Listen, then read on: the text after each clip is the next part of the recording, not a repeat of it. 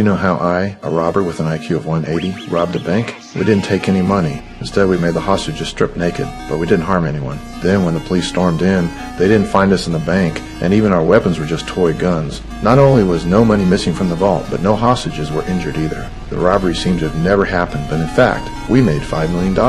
So how did we do it? My name is Russell. I disguised myself as a construction worker and used an infrared spotlight to disable the surveillance equipment. Meanwhile, my team entered the bank and locked the doors from the inside. When the security guard realized something was wrong and was about to ask questions, a cold object pressed against his waist. Then the show began. We easily took control of everyone. A patrol officer noticed something was off in the bank and immediately called for backup. Soon, a large number of SWAT teams arrived and surrounded the bank. But I didn't panic because this was part of my plan. I had my teammates collect the hostages' phones and keys. Then I had the hostages remove their clothes and put on uniforms. We also put on the same clothes and masks. We then randomly assigned the hostages to different rooms. Just then, an elderly man suddenly felt unwell. I immediately took him out for medical treatment. This demonstrated my humanitarian spirit, stabilized the hostages, and also served as a provocation to the police. Once all preparations were complete, it was time to get down to business. But when I saw the large amount of cash stored in the room, I didn't get excited and ignored the more valuable safe. Finally, I entered the storage room. I looked around and said, "This is perfect."